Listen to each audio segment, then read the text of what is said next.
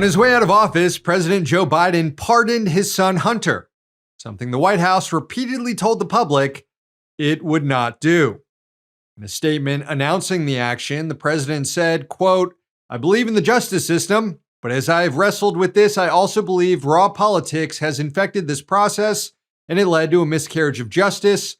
And once I made this decision this weekend, there was no sense in delaying it further. I hope Americans will understand why a father and a president would come to this decision." I actually don't blame Biden for this at all.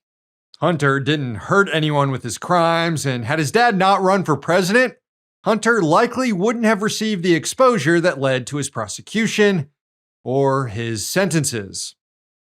And honestly, I'm not a dad, but if I was, I'd probably do the same thing.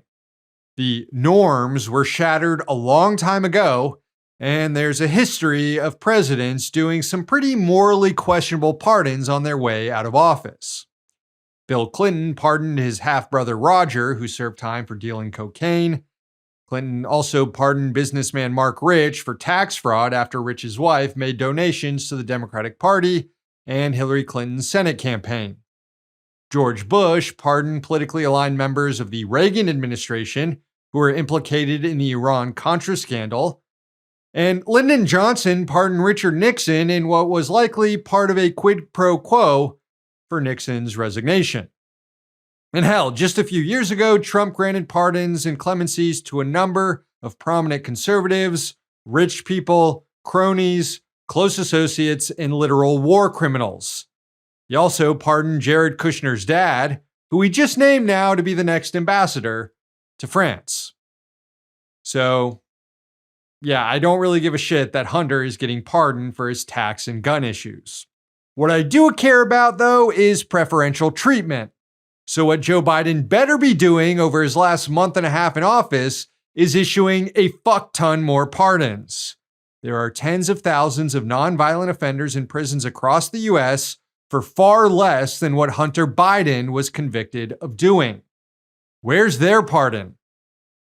Back in September, law professors Rachel E. Barco and Mark Osler wrote about Biden's pardon record in the New York Times, noting that he had only approved 1.4% of the pardon and commutation petitions he's received since being in office. That's the lowest rate since Nixon, who had to resign office early. Right now, Biden can save the lives of 40 people who are on federal death row by commuting their sentence to life in prison, since, after all, he did campaign on ending the death penalty. You can't ignore this powerful tool you have to relieve the suffering of people trapped in the inhumane and discriminatory U.S. justice system, only to wield it to protect your kid. The only way to justify it now is to empty the dang prisons. One more thing on this issue. The pearl clutching by some liberals here is nauseating. As I mentioned, presidents have often used and abused their pardon power. Biden doing it on behalf of his son is not the worst of it. Yet, here was this take from pollster Nate Silver. Quote, "I voted for Harris despite feeling like Democrats indulge in a lot of bad behavior. After the White House lying about the Hunter pardon, I'm not sure how much more I can tolerate." Oh, you're not sure how much more you can tolerate, huh, Nate? Buddy, I've been there for a year. But I guess for some people, a genocide is a red line, and for others, it's pardoning Hunter Biden. Hey, thanks for watching. Hit the subscribe button so you don't miss any of our new videos. Also, if you want to see Means Morning News in its complete form, not just the clips we post here, head on over to Means TV and get access to all our new episodes and our entire backlog, plus tons of other great movies and original TV shows.